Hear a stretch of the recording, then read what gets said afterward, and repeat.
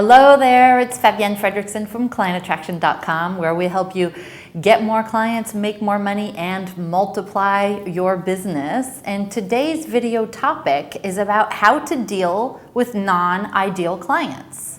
Now you might think, okay, what does this have to do with attracting more clients? Well, I've always had this analogy of what I call the heart sync client. And the heart sync client is when you look at your calendar for that day and at 3 o'clock, you know, like Joe or whatever, you see that person's name and your heart sinks to your stomach because you're like, oh no, I don't love that client. And I've helped so many, hundreds of people over the years deal with non-ideal clients. And the reason I want to talk to you about it today in terms of growing your business is that when you have a practice full of non-ideal clients, it actually makes you not client attractive. What happens is when you speak to that heart sync client on the phone, or you see them in person, or you're dealing with them, perhaps they're a customer, and you deal with them, if they're not your ideal client, they're not somebody who's going to recognize that working with you is essential. They are not somebody who's going to get great results from working with you, which means that they're going to combat you, if you know what I mean, like confront you or give you a hard time. Maybe they're negotiating with you.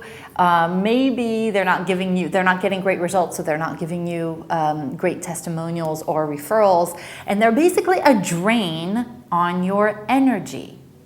And I don't know about you, but I've taken on some clients over the last 12 years that were not my ideal clients. And between you and me, that's usually when you're taking on somebody for the money, right? Now, we all obviously work with clients for the money, but admit it, sometimes you've taken on a client, you've said yes to someone, even though your intuition was like, ooh, I don't know, because you wanted the money, right? And so sometimes we put the money before the ideal client relationship. Well, imagine that, over the years, I'm talking to these non-ideal clients on the phone, and it's like, it's like laborious. It's like such hard work.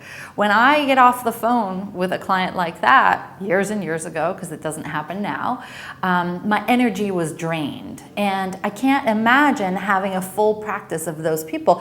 It would make me non-attractive because I'd be resentful and, upset and tired and all of that. Conversely, when you are talking to an ideal client, at least when I talk to an ideal client, I'm psyched to get on the phone. I'm like, hey, how are you? And we, I do great work with them. They get great results. They tell others. They write in testimonials, all of that good stuff. And at the end, I hang up the phone. I'm like, yes! That was awesome.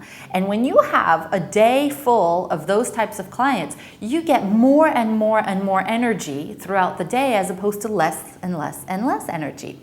So you ideally want a practice full of ideal clients. But what do you do if somebody came into your practice or you're working with them and you know deep in your heart that you really don't want to be working with them, that they're not your ideal?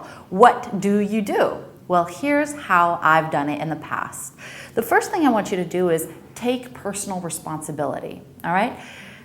Assess the situation. Why did you let that client in? What happened? What were the red flags that you didn't pay attention to?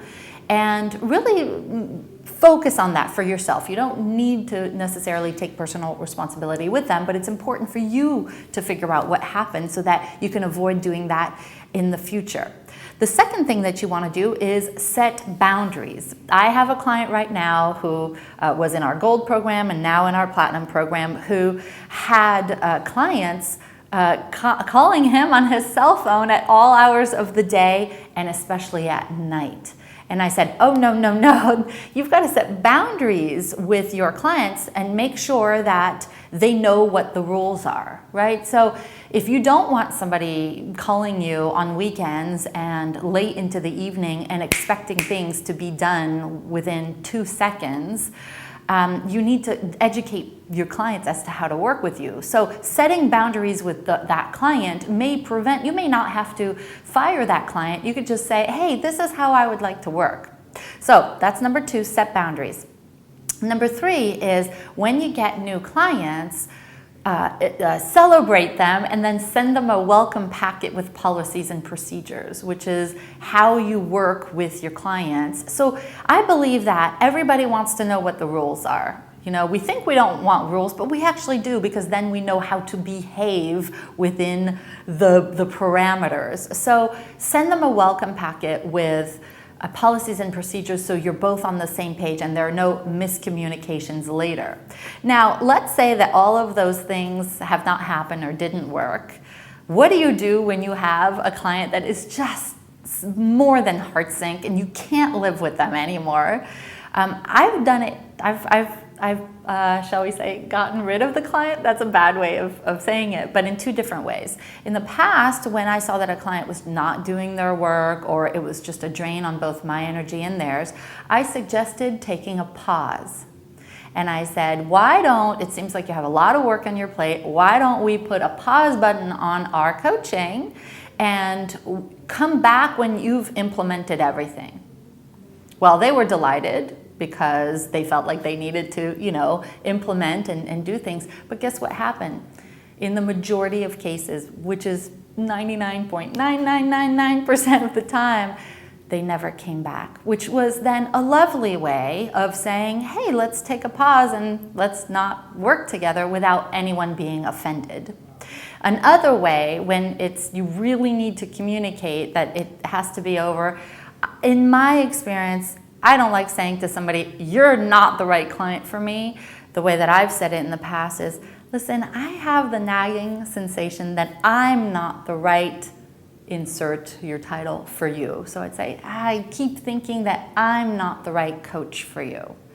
And I really want success for you, which I always do, even if it's somebody that I, am having a hard time connecting with, and I always want the success for them. So saying, I want you to get great results. I don't feel like I'm the one who's providing you. How about if, I help you find somebody else? So that saying, I'm not the right one for you, really it's a nicer way of saying, hey, let's, it's not you, it's me. And then the last thing I want to share with you is, if you want to do the right thing and do things in integrity, don't just leave them hanging. If you can, help them find another resource, help them find another you, or perhaps a book or a program that would replace working with you. If you do that and weed out now I'm not saying go, if cash flow is an issue, don't go and fire all your clients. But if there's that one or two that that you would never want a full practice of, it's okay to weed them out a little bit, because it makes room for more of these ideal clients, the yummy, ideal, high-paying clients that you would want a full practice of. And when you have a full practice of those types of people, you have more energy, you're more confident, you feel like you can charge more money, because the proof is in the pudding. They're getting great results, and you become more client attractive. So that is the way that you can weed out all of those non-ideal clients and end up making more money with people who really should be working with you. So that's your assignment for the week. I want to take you to task. You got to do it, right? And listen, if you're not receiving these client attraction videos by email every Friday, go up to the top of this page and get the free CD called How to Attract All the Clients You Need. It's really free. It's high content, high value, no sales pitch, nothing on there. It's really me sharing more of these tips with you. And I pay for the shipping no matter where you are in the world. It really is free, and it's my gift to you. And it's to begin our relationship and continue our relationship. And listen, if it ever feels right and you want to work with me in helping you get more clients, make more money, and multiply your business, no matter what level of your business you're in, whether you're starting out or you're already making multiple six figures, let's talk, okay? Go to clientattractionwinnersacademy.com and you can read the different profiles there. And if it makes sense, just raise your hand one day and say, hey, I would like to talk to you about working together. If you liked what you saw today, let your friends know about it. Put it on Facebook, Twitter. Let's spread the love. All right, so that's your assignment for this week. I will see you next Friday. Bye.